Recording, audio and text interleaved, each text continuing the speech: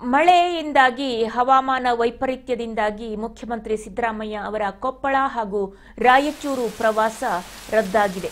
ಹವಾಮಾನ ವೈಪರೀತ್ಯದಿಂದಾಗಿ ಸಿಎಂ ಪ್ರವಾಸ ರದ್ದಾಗಿದೆ. ಕೊಪ್ಪಳ ಹಾಗೂ ರಾಯಚೂರು ಭಾಗಕ್ಕೆ ಪ್ರವಾಸ ಮಾಡುವ ಒಂದು ಪಟ್ಟಿ ಇತ್ತು, ಅದು ಈಗ ರದ್ದಾಗಿದೆ ಅಂತ ಹೇಳಿ ಗೊತ್ತಾಗ್ತಾ ಇದೆ. ಯಾಕೆಂದರೆ ಭಾರೀ ಮಳೆ, ಹಾಗಾಗಿ ಪ್ರವಾಸ ರದ್ದಾಗಿದೆ. ಹವಾಮಾನ ಇಲಾಖೆ ಕೂಡ ಮುನ್ಸೂಚನೆಯನ್ನು ನೀಡಿದೆ. ಮುಂದಿನ 3 ದಿನಗಳ ಕಾಲ ರಾಜ್ಯಾದ್ಯಂತ ಭಾರೀ ಮಳೆಯಾಗುವ ನಿರೀಕ್ಷೆ ಇದೆ ಅಂತ ಹೇಳಿದೆ. ಕೆಲವೆಡೆ ಜಿಲ್ಲಾಡಳಿತ ಆರೆಂಜ್ ಅಲರ್ಟ್ ಅನ್ನು ಕೂಡ ನೀಡಿದೆ.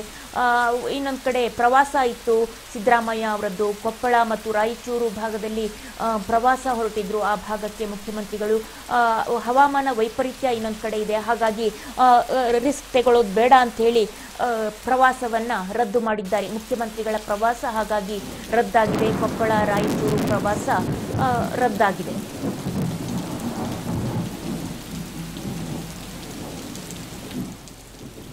ಬೆಂಗಳೂರಿನಿಂದ ವಿಶೇಷ ವಿಮಾನದ ಮೂಲಕ ಕೊಪ್ಪಳ ಗಣಿಗೇರಾಗೆ ಮುಖ್ಯಮಂತ್ರಿಗಳು ತೆರಳಬೇಕಾಗಿತ್ತು.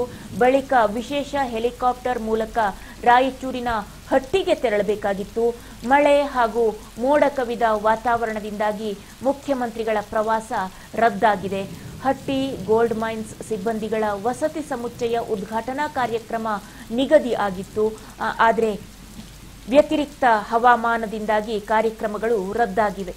ಹವಾಮಾನ ಪರಿಸ್ಥಿತಿ ಸರಿಯಾಗಿಲ್ಲ, ವ್ಯತಿರಿಕ್ತವಾಗಿ ಹವಾಮಾನ ಪರಿಸ್ಥಿತಿ ಇರುವಂಥದ್ದು.